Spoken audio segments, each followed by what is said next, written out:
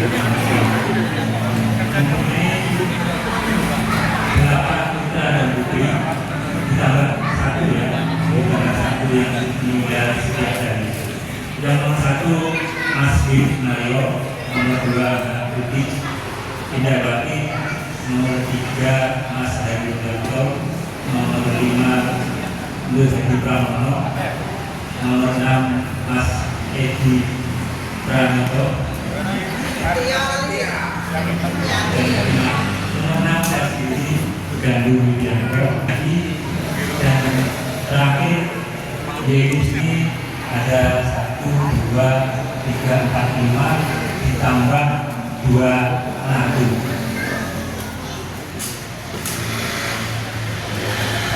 Dan terakhir Mas Pramono dan Yeni, ya, dan Mas Didi. Jadi itu perkenalan dari keluarga Bapak Hadi dan Ibu Putri. Saya ada juga mahasiswa. Jadi kalau mau cerita sangat banyak sekali cerita tentang nostalgia masa lalu bersama Mbah Imam, bahkan termasuk Mbah Bulir. Jadi saking banyaknya cerita mungkin nggak bisa cerita hari ini. Sebenarnya kita cerita Mbak Tuti, tapi mungkin nanti bisa dilengkapi dalam cerita yang menarik yang saya sampaikan masih kurang. Jadi ada cerita dengan Mbak Bulir sebenarnya, tapi yang paling menarik cerita kita kebaikan dari Mbah Imam. Nama-nama yang itu, jadi Mbah kita itu namanya Mbah itu. Ada beberapa yang saya ingat, itu sebenarnya makna lebih banyak tentang sejarah. Yang paling saya ingat itu adalah ketika Lebaran. Ketika Lebaran, di samping keluarga yang berkumpul pagi-pagi itu tetangga-tetangga sudah mengantri untuk berlebaran ke Simbah dan keluarga kami. Saking antriannya itu banyak sekali, terpaksa kami harus panitia harus siap segala sesuatu mulai dari tempat duduknya, kemudian antriannya dan sebagainya.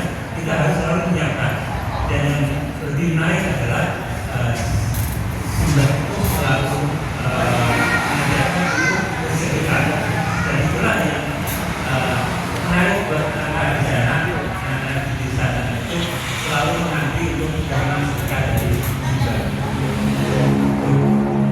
Kemudian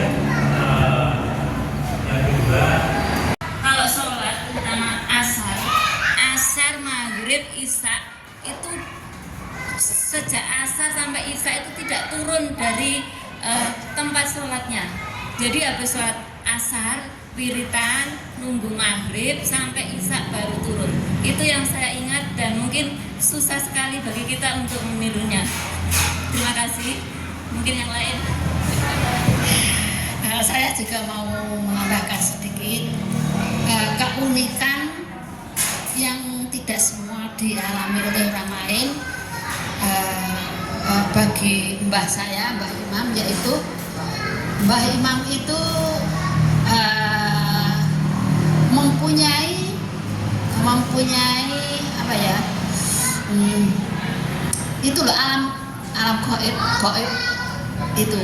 Jadi mbah saya itu, mbah kita itu punya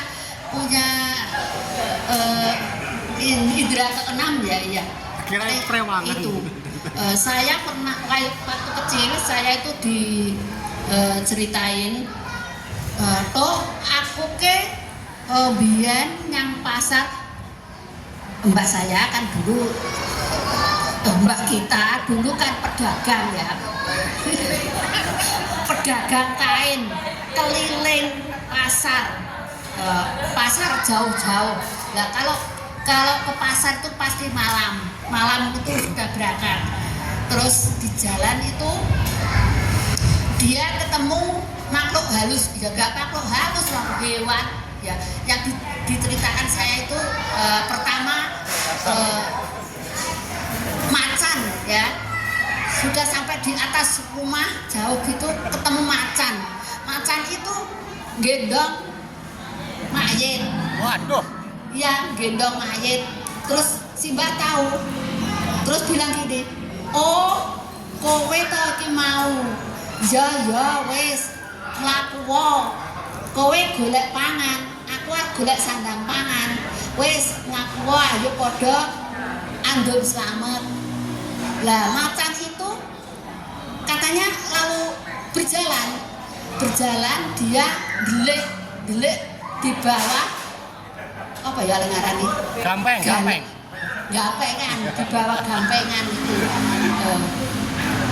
Terus Simbah ngindek, "Oh, ya wis, tutupno ya.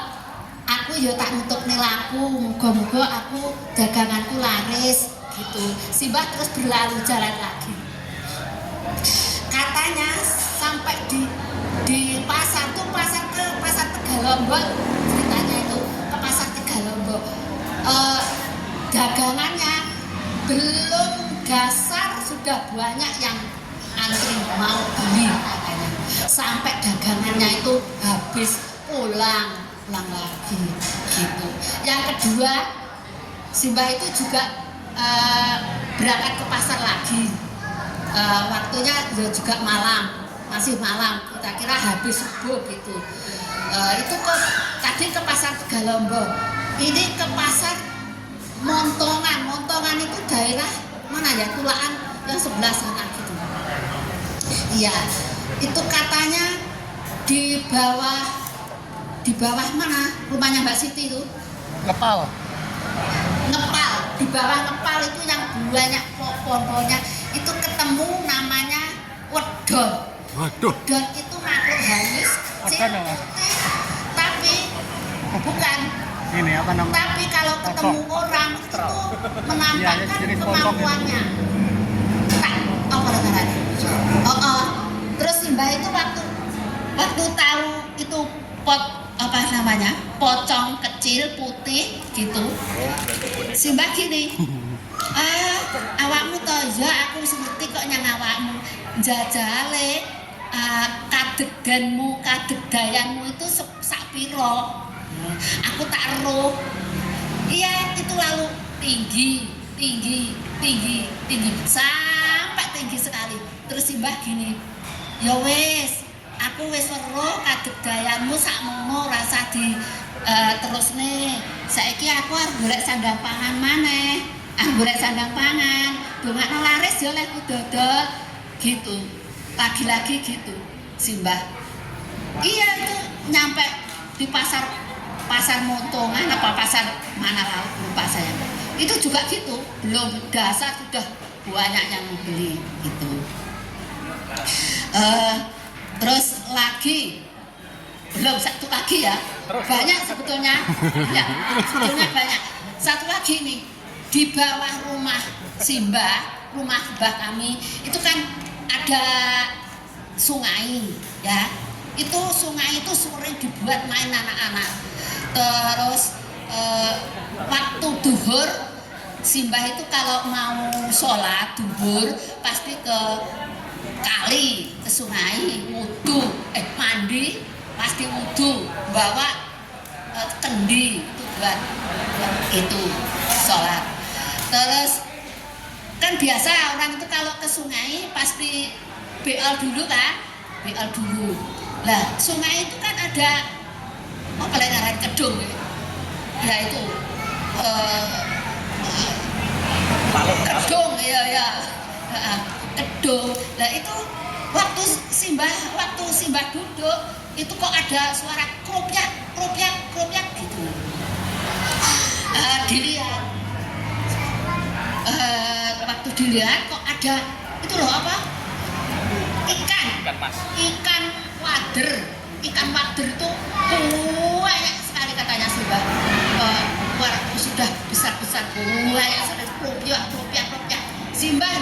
di beol langsung ya musibah bilang awakmu apa iki penampakan diri itu apa? Bahasa Jawane awakmu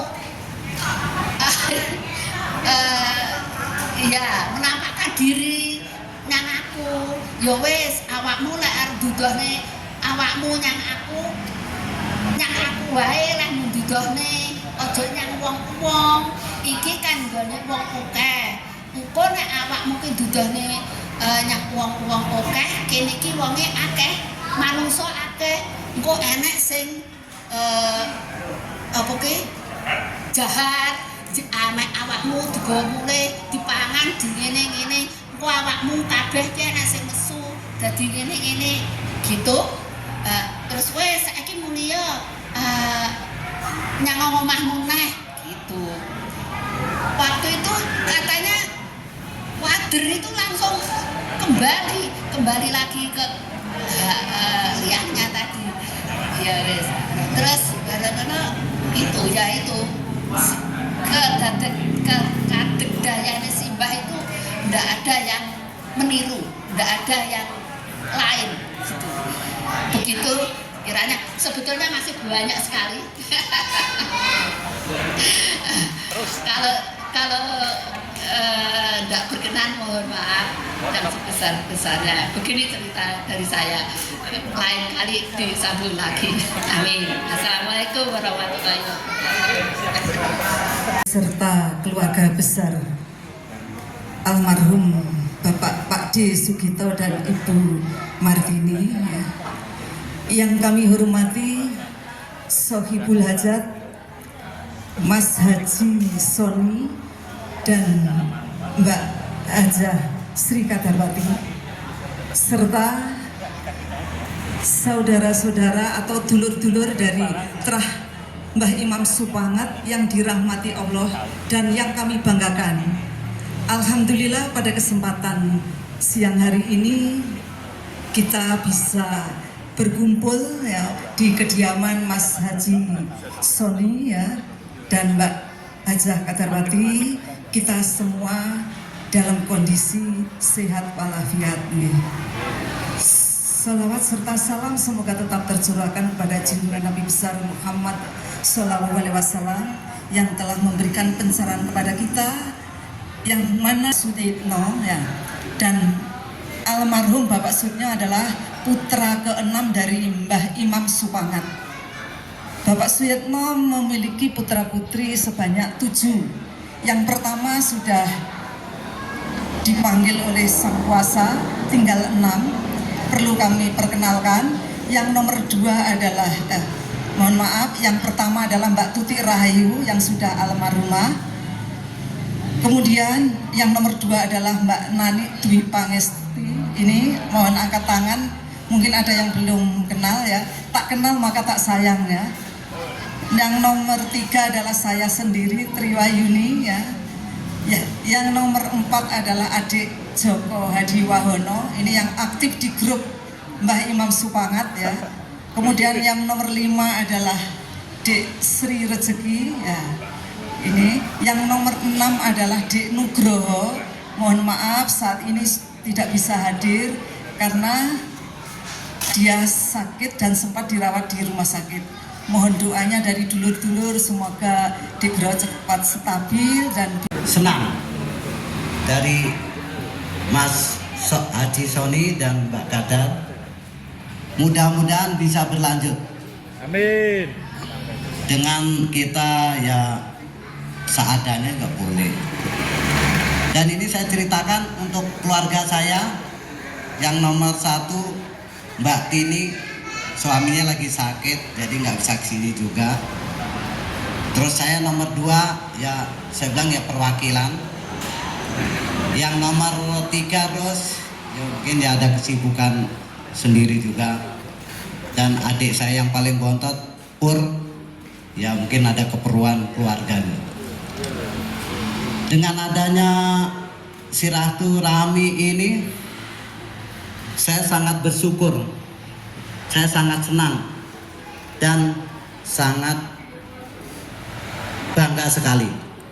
Ayu, Islam Mas, karena saya anak yang paling bontot. Mudah-mudahan bisa terlaksana tahun-tahun yang akan datang. Saya pun sebagai Mitra Sugito Martini. Bismillah, alhamdulillah, la haula wala quwata illa billah. Amma ba'du. Bapak dan ibu-ibu sekalian, para sedulur sedaya, sami sehat sedaya nggih? Ya. Apakah kita senang hari ini? Apakah kita merasa bahagia? Alhamdulillahirabbil alamin. Jadi biar nyemangati aja nggih. Satu, pidato sudah disampaikan semua. Alhamdulillah, aku gak perlu pidato. Ampun. Cerita sudah panjang lebar, lengkap, luar biasa, sudah tersampaikan semua. Alhamdulillah.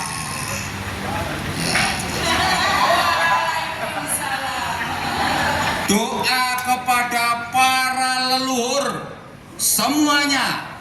Ya. Doa untuk yang kita masih hidup sudah tersampaikan dengan sangat baik. Terus aku bagian opo? Makan. Nggih. Bagian kering kesimawon nggih. Cekak aos. Saya biasanya kalau pidato itu minimal 3 hari.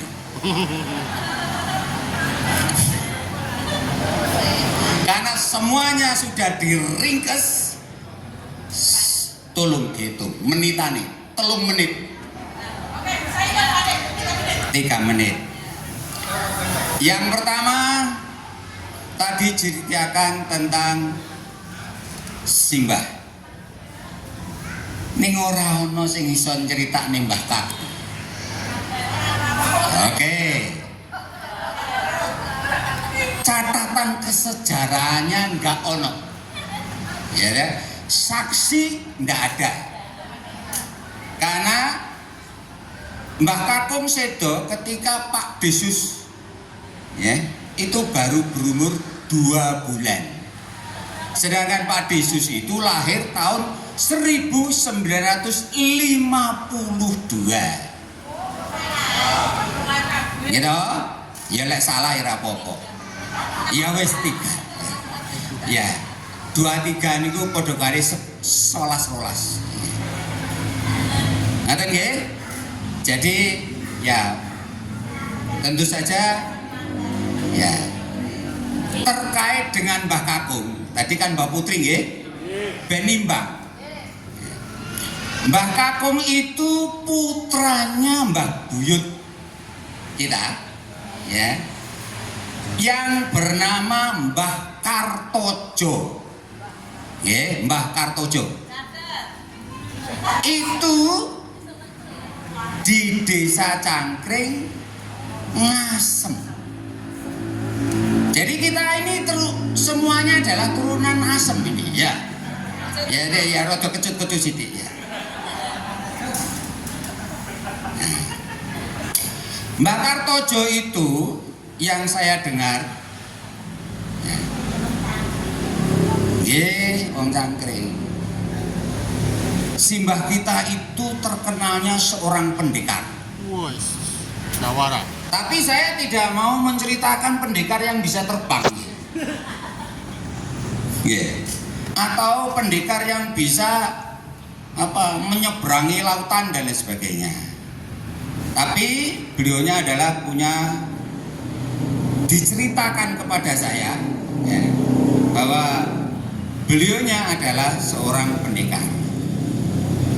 Jadi kalau ada yang pendek dan kekar, mana? Disugih mana disugih? Nah, itu pendek dan kekar ya toh, itu cekelen atos banget gitu. Atos kayak watu. Nah itu Mbah Kartojo. Nah, Mbah Kartojo itu punya putra banyak yang laki-laki. Kemudian ada cerita di antara putranya itu bermigrasi ke Tulaan. Entah itu awalnya perkawinan atau apa, di antaranya adalah mana Mas Jarwo? Mana Mas Jarwo? Sini. Mas Jarwo. Katut. Tersangkut. Ya kalau 3 menit lebih ya enggak apa-apa ya. Nah, ya menikah.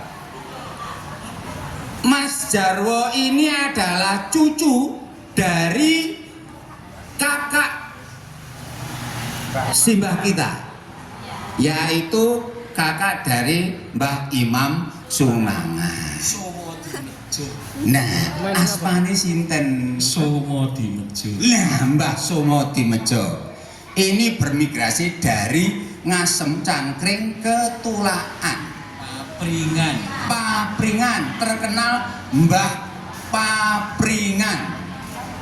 Nah, beliaunya adalah putra dari Pak D. Sutris. Pak D. Sutris pendiam. Putri yang luar biasa. Luar biasa. Apa luar biasanya tadi? Mbah Putri itu punya pandangan yang melampaui zamannya. Pemikirannya sangat maju. Meskipun dalam kesehariannya beliaunya adalah hidup dalam sebuah kesederhanaan dan kesahajaan. Nek tak simpulne ngoten nggih. Paradigma ibadah sekarang, sebelum para profesor, doktor, para intelektual mengatakan bahwa ibadah sosial, kesalehan sosial pada dibicarakan, mbah kita sudah melakukan itu jauh sebelumnya. Yang lebih diutamakan adalah kesalehan sosial. Benyang pasar pokoknya wong pitu, bocah pitu kudu di kolong ya. Saenek-eneke tamu mesti dikei iki nek riyo bocah-bocah iki cuma antri. Alah. Tempat dilahirkan.